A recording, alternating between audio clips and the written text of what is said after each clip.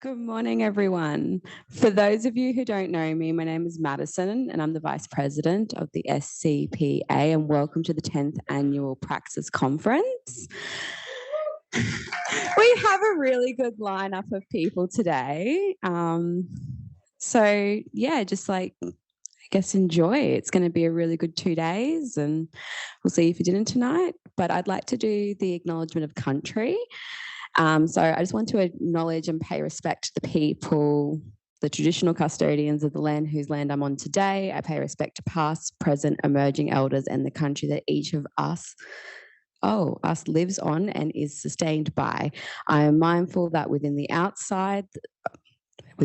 outside the buildings, the country always was and always will be Indigenous land. And I'd like to hand over to Uncle John, who I think is streaming. No. Oh, God, there you go. I'm so sorry. Oh, 100%. It's so good everyone's here. So I'm going to hand over to you for our official welcome, and I do apologise for reading straight off. Okay. Thank you.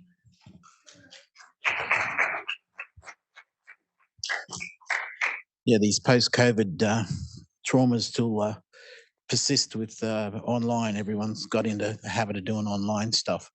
Work at 3 other universities, and it seems to be some are going forward to having face-to-face students and getting away from online stuff. Although there's still a need for it and a possibility of keeping it going, but I'd like to see everyone go back to face-to-face because that's the real university experience, as far as I'm concerned.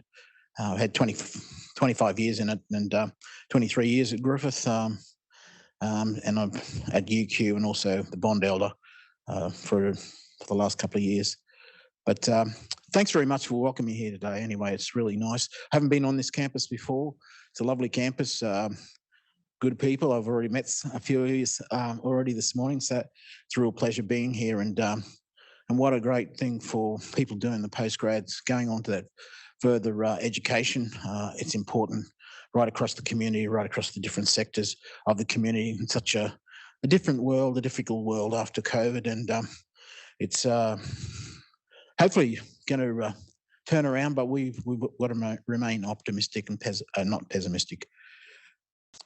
Bagalyangai Jimbalungs, g'day friends. My name's John Graham, proud Kumba man, saltwater man of the Gold Coast region.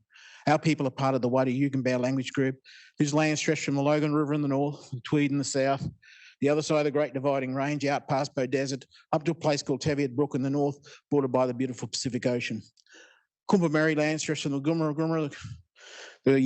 River, right down to the Tweed and to the foothills of the mountains.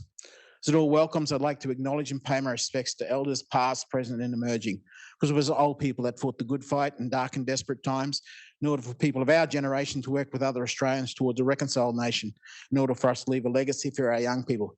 They're the bearers of the flame, keepers of the knowledge, and keep our culture strong into the future. I pay my respects to all Aboriginal and Torres Strait Islander people across this nation, and I pay my respects to the spirit of this land and her people, which includes all of us here this morning. My authority to speak comes to Waru, my apical ancestor, who grew up on the banks of the Logan and Nerang River, Nuttingwall, place of the shovel-nosed ray. Also, while I'm saying this, and I don't always put this in, but one of my grandmother's people, Ninjambul, from down this way, around Mount Warning, lived on Yuggera Island, also Parry's estate at South Tweed here, before they went north to Brisbane and ended up settling in Southport. So my mother's, she was born at Rainbow Beach, but lived most of her younger life in Southport before her and my dad, who's the Graham side of it, through Waru, they went north to a small town called Ayr. But with that, it's important that, you know, we lived on this small island called Gardner Island, just off Brighton Parade, Southport, down from the Southport Bridge. Our people were sustained by the abundance of seafood from both the river and the ocean. Our footprint remains strong in this built environment because our sovereignty was never ceded. We are and always will be the traditional custodians of this place. I say custodians, others say owners, and that's their prerogative. But I believe that Mother Earth has sustained us for eons of time, and we as Aboriginal and Torres Strait Islander people have always given back. It's a message I give to small groups, a message I give to large groups. It's a message about sustainability. It's a message about environmental sustainability as well as economic sustainability. It's a message for all the future generations coming through, because we've all had a pretty good crack at it. We've had the blessings to be part of Mother Earth country jargon in Yugambeh Bay. It's a special thing that we have the privilege of being part of. We're and an Aboriginal saying, an old one that I say at some welcomes, and I'll say it today, is we come from the land, we go back to the land. We don't own the land. We share the land and share everything with the land. It's a message that I feel strongly about, always have. I've had the pleasure of welcoming you here this morning. Asked you several things. Respect this place, respect the fauna and flora, respect each other, and most importantly, respect yourselves. Till we meet again, on your boo, on your boo. See you later. Thank you.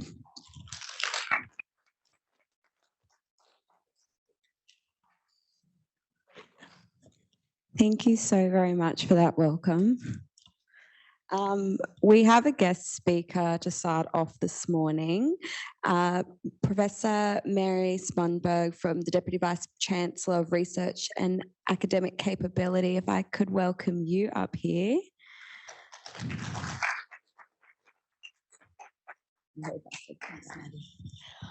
I'd also like to begin by acknowledging that we're on the unceded land of the Yugambeh people, and acknowledge you as the first custodians of knowledge for this land, the first researchers, the first scientists, the great storytellers and historians, and as you reminded us today, the first practitioners of sustainability on this fabulous, beautiful land.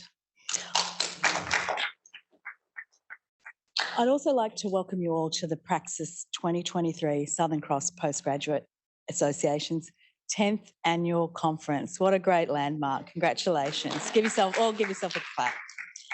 It's wonderful to see so many interesting presentations on the program across a diverse range of topics: Indigenous knowledges, the study of mental health and wellbeing, dementia, chiropractics, herbal medicine and cannabis research, education and environmental science. It's also great to see so many presentations from across the university, candidates representing all the faculties and Gennebi College, all at different stages of your research journey. This conference is real evidence of a vibrant postgraduate culture at Southern Cross.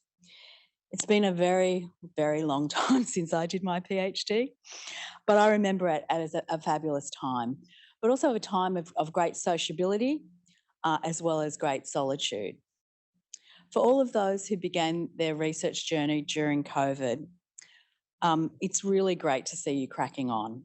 I cannot imagine how hard it must have been for you guys, but kudos. It's now great that we can meet again together to exchange ideas and restore that balance between sociability and the periods of solitude that we need to produce excellent research.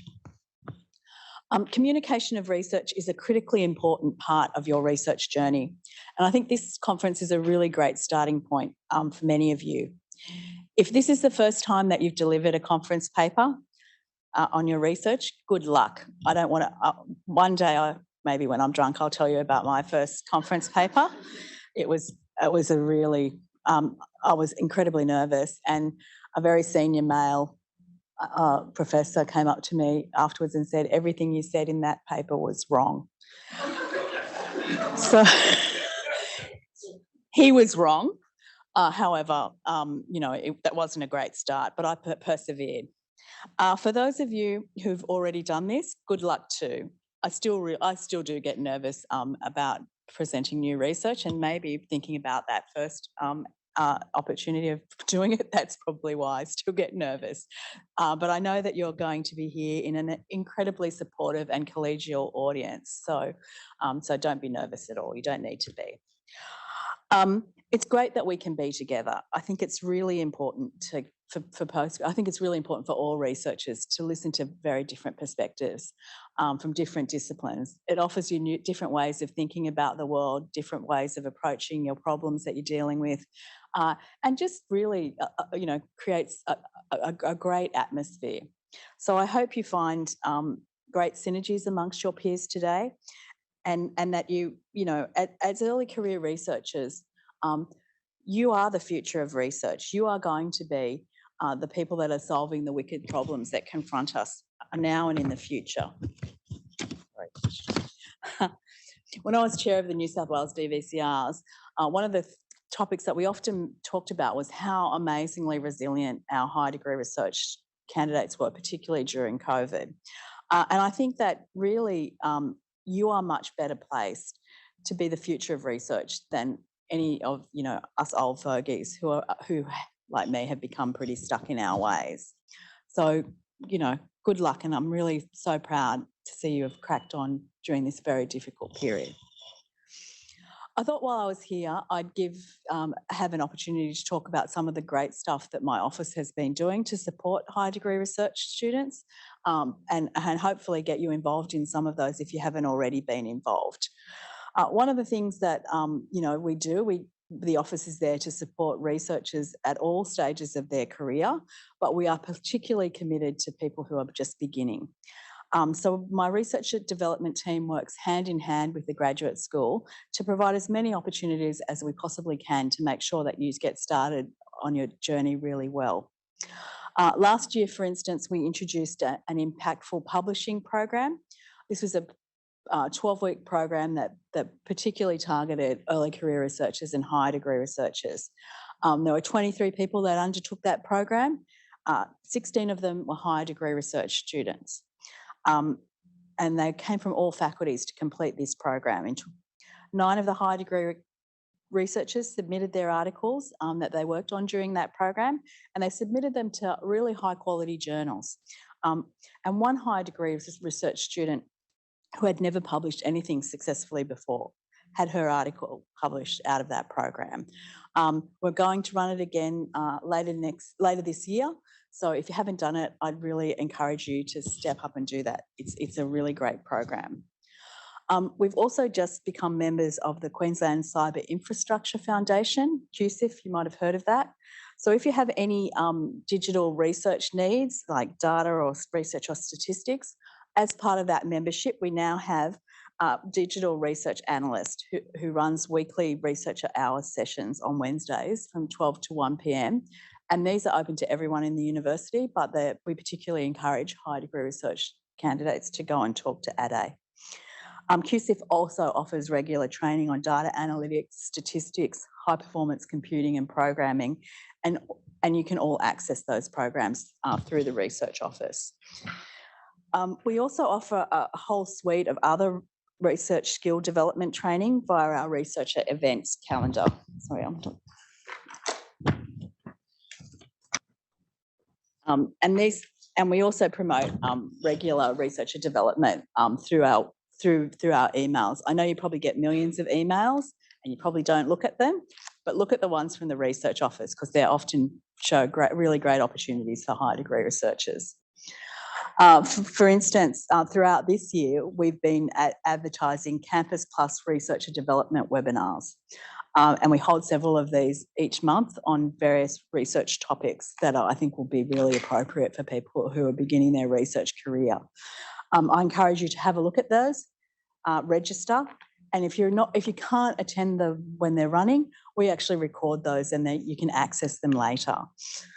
I would also encourage you all to have a look at our researcher development web pages. These pages are under the research section of the university web page, and that's where the research events calendar sits. And I know sometimes as higher degree research candidates, you can be a bit intimidated about going to those things. Do not be. They're there for you. We want to support you, and usually they're very, very supportive people involved in. They're always supportive people involved in putting them on. I can't always promise that everyone in the audience